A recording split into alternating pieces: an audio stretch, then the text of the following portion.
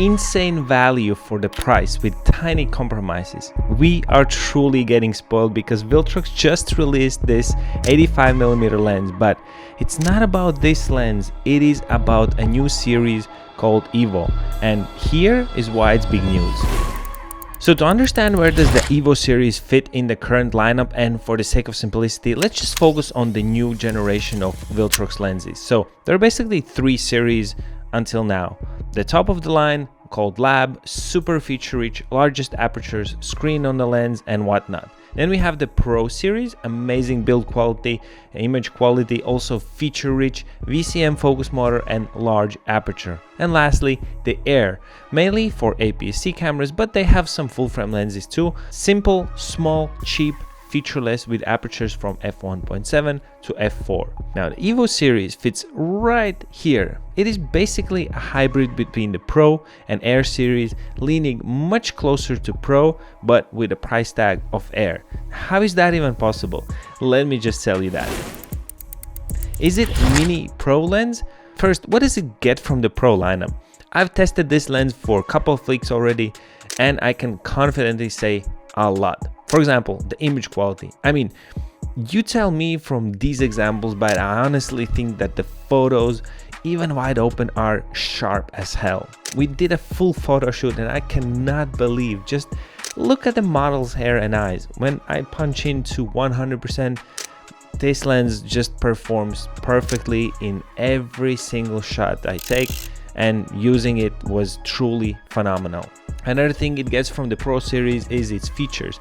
This lens has identical button and ring setup, and to quickly go over, if you're not familiar, starting with the main jewel, the beautiful aperture ring that can be both clicked and declicked with the switch of this button here. And the ring is just so satisfying to use.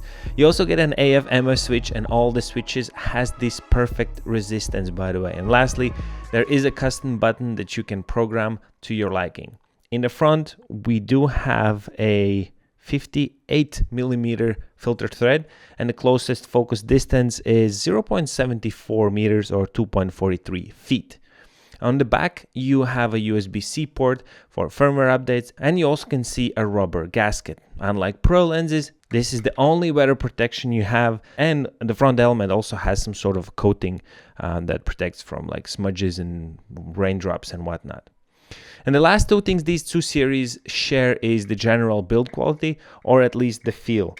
It really does feel the same materials are used for the body of the lens.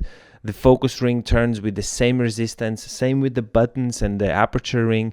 The sound of the clicks, everything just feels identical with the Pro. So just that this lens is, you know, tiny, it's so small, which actually brings me to the Air series.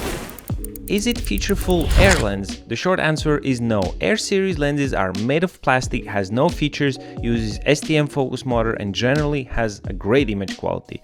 EVO is made out of, honestly feels like a super high quality metal, but I might be wrong.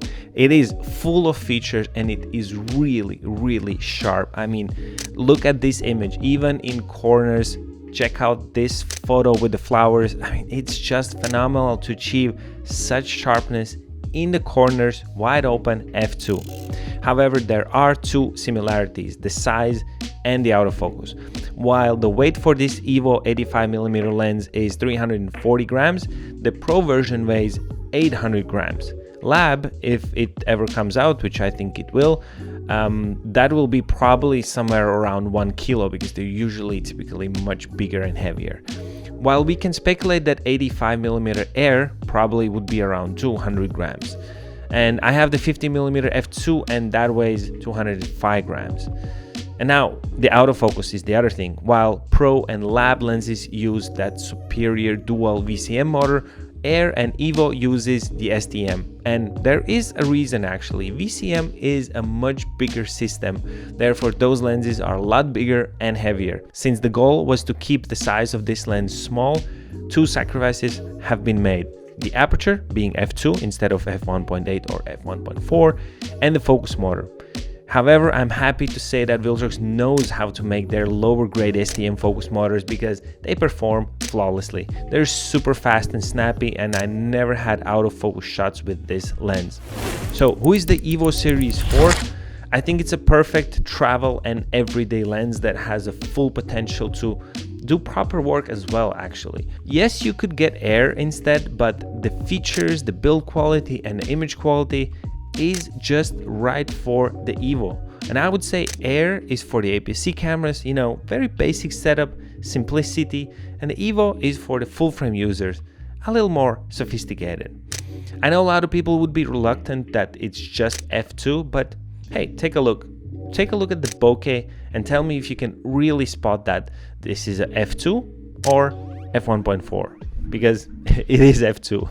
And of course, if you do client work and pull up with this tiny lens, you think you won't be taken seriously. However, I always say, let the results speak about you, not the size of the lens, because let's be honest, the size difference between these two are enormous, and actually so is the price, because the EVO is priced unbelievably well for the things that you get, coming in at only $260.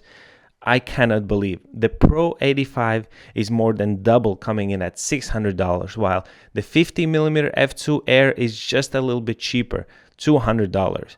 I'm mentioning the 50mm because probably the 85 would be around the same price range. So my final conclusion, once again, is that this EVO lens delivers an insane value for the price. Do check out the links in the description, as I always get you guys a little discount if I can. And thanks for watching once again, and I see you in the next one.